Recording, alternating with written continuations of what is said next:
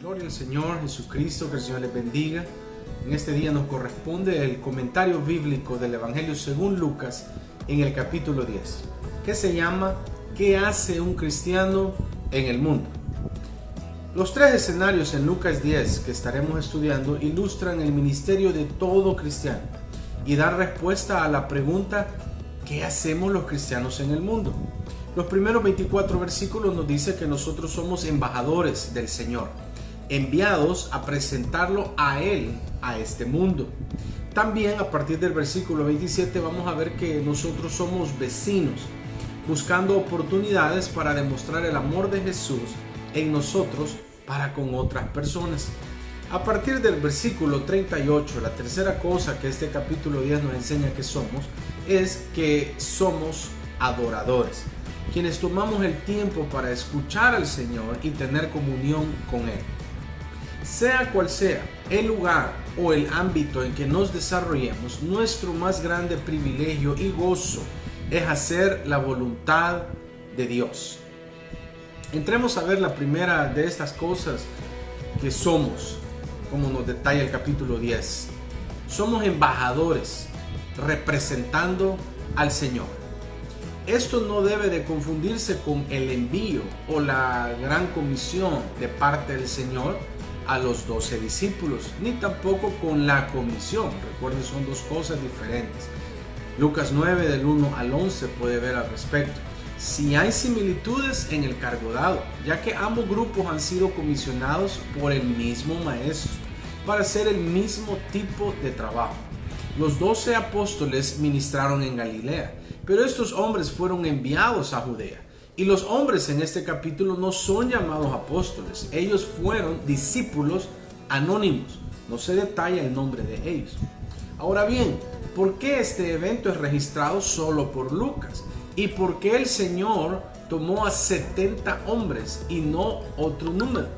Algunos textos, de hecho, hermanos historiadores y comentaristas, dicen que eran 72.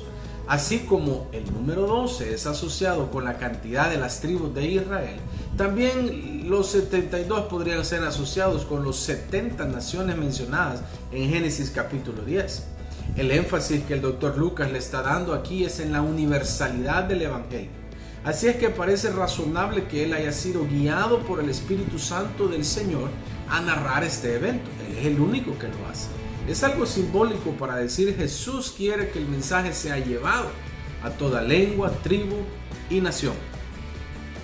En los primeros 12 versículos vemos una especie de explicación de parte de ellos y el Señor. Estos hombres no son llamados apóstolos, pero aún así ellos también fueron enviados con una comisión para representar al Señor. Por lo tanto, ellos fueron verdaderos embajadores del Rey. No solo fueron enviados por Él, pero también fueron enviados antes de Él a preparar el camino, antes de la llegada del Señor. Su llamamiento definitivamente era algo digno. También fue un llamado muy pero muy difícil, según Lucas 10:2. Recoger la cosecha no es fácil. Incluso cuando hay muchas personas ayudando, esto es una tarea difícil. Estos hombres fueron enviados a un campo vasto de cosecha y los ayudantes eran muy pocos. En vez de orar para que el trabajo fuera fácil, ellos oraban para que más trabajadores se les unieran. Es algo distinto. Hoy en día necesitamos hacer la misma oración. Por favor, note que hablamos de trabajadores, no de espectadores. Quienes oran por más trabajadores hacen una buena función para la obra del Señor. La diferencia hoy en día es que muchos oran para que otros hagan el trabajo que ellos no están dispuestos a hacer. Su llamado también fue algo peligroso. Lucas 10:17 puede leerlo.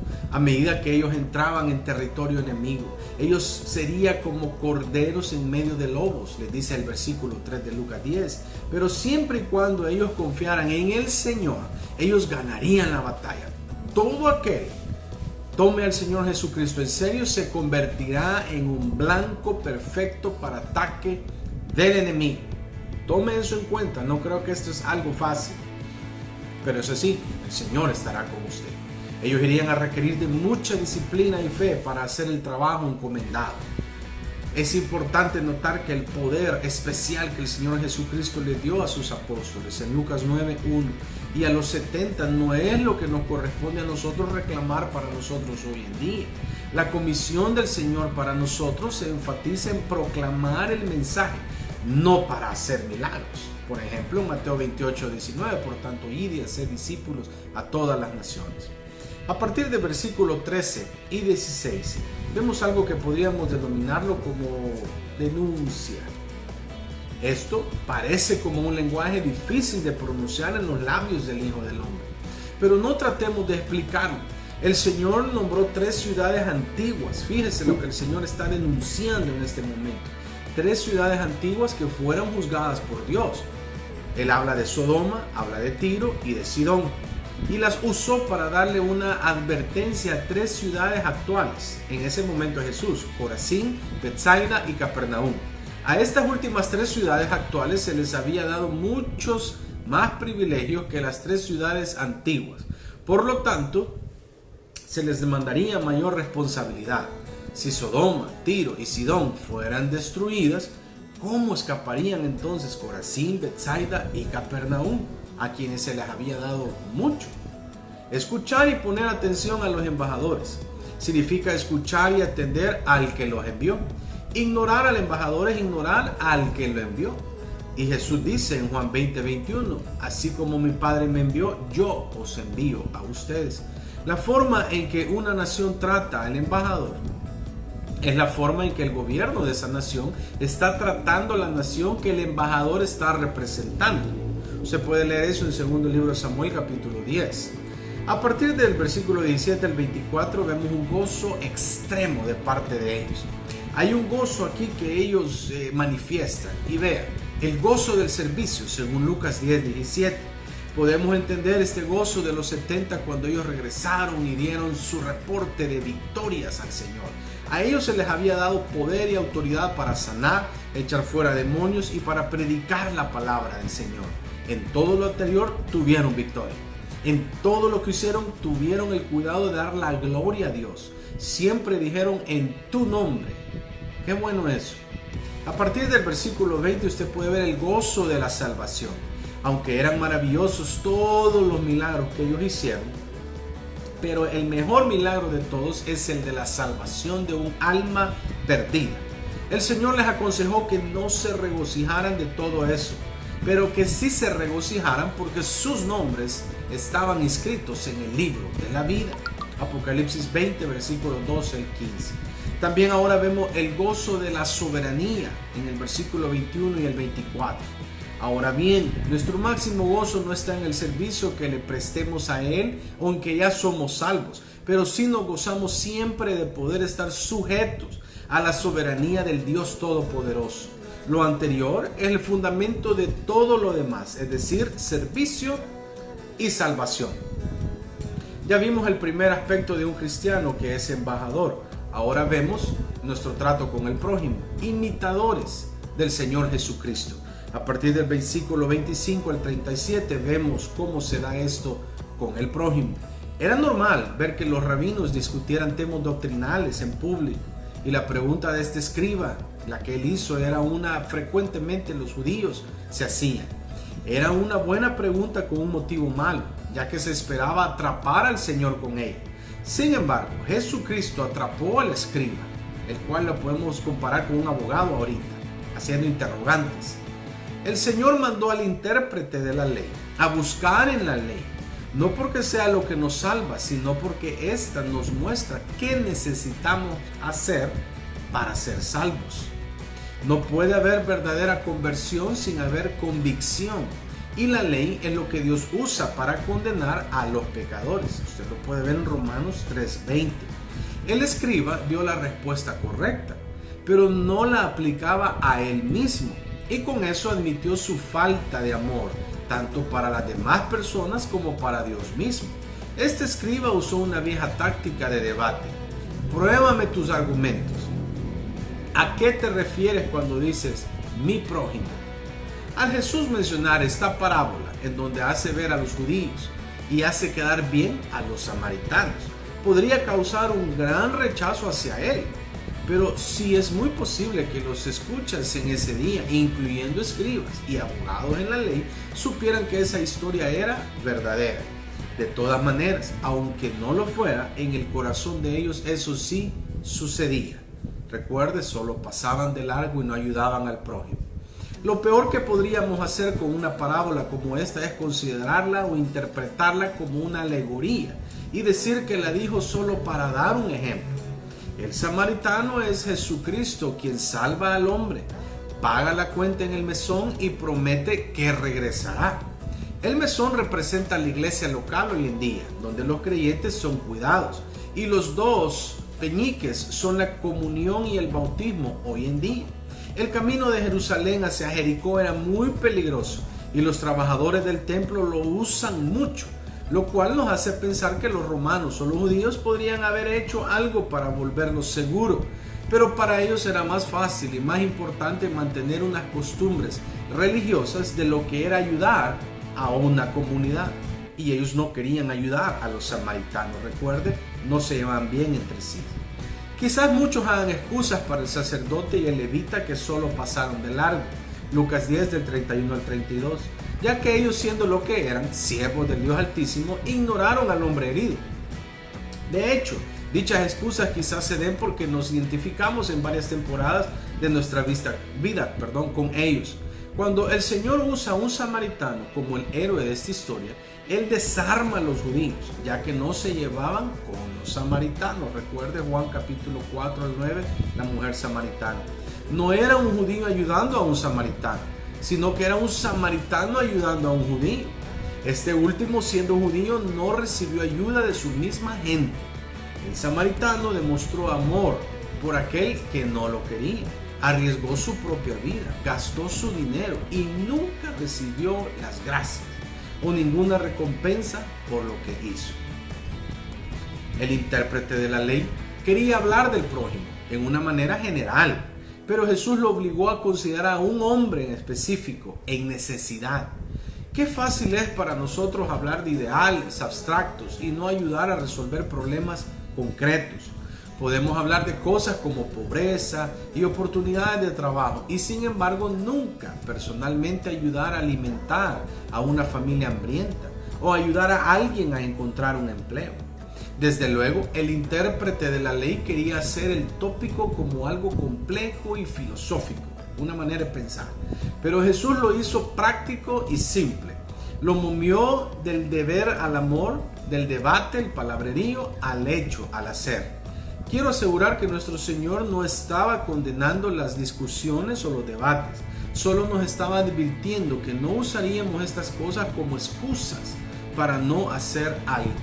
Los comités no siempre están comprometidos a ayudar, muchas palabras a veces y muy pocas acciones. Podemos leer este pasaje y pensar solo en el alto costo de cuidar, pero es mucho más costoso no cuidar. El sacerdote y el levita perdieron mucho más por su negligencia que lo que el samaritano hizo por su preocupación. Ellos perdieron la oportunidad de ser unos buenos hombres y buenos mayordomos de lo que Dios les había confiado. Podrían haber sido una buena influencia en un mundo malo, pero eligieron ser una mala influencia. El único acto de misericordia del samaritano ha inspirado el ministerio de sacrificios en todo el mundo. Todo depende de su perspectiva. Para los ladrones, este judío viajero era una víctima para explotar, por lo cual lo atacaron.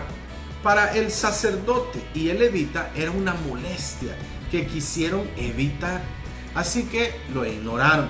Pero para el samaritano era un prójimo, a quien debería de amar y ayudar, por lo que se encargó de él. Lo que Jesús dijo al intérprete de la ley nos dice a nosotros también: ve y haz tú lo mismo. Lucas 10, 37. El tercer aspecto que un cristiano debe ser y hacer es adorador y también escuchar al Señor. Versículos 38 al 42. La adoración es el corazón de todo lo que hacemos y decimos en nuestra vida cristiana. Es muy importante que nosotros como embajadores llevemos el mensaje del Señor Jesucristo a las almas perdidas. Es tan bien necesario que seamos samaritanos misericordiosos, buscando oportunidades para ayudar a las personas en necesidad. Pero antes que podamos representarlo a Él o imitarlo en el ministerio, debemos nosotros de pasar tiempo con Él, aprendiendo de Él. Debemos de tomar tiempo para consagrarnos. Fíjese que María de Betania es vista 3 veces en el Evangelio y en cada ocasión ella está en el mismo lugar a los pies de Jesucristo. Ella se sienta a los pies del Señor a escuchar su palabra, Lucas 10:39. También cayó a sus pies y compartió la muerte de su hermano, Juan 11:32. Y en Juan 12:3 dice que vino también a sus pies y derramó adoración en el Señor. 3 veces esta mujer. Es interesante cómo en cada instancia de las anteriores se encuentra algún tipo de fragancia. En Lucas 10 encontramos el aroma de la comida. En Juan 11 encontramos el olor de la muerte. Y en Juan 12 encontramos el perfume de nardo puro que ella derramó en el Señor. María y Marta a menudo se contrastan, como si cada creyente debe tomar una decisión: ser un trabajador como Marta o ser un adorador como María. Ciertamente nuestras personalidades y dones son diferentes, pero eso no significa que la vida cristiana sea una situación cualquiera. Algunos comparan con que Marta solo trabajó y la otra María solo escuchó. Fíjese que Wesley, hermanos, lo dijo perfectamente en uno de los himnos que él tenía.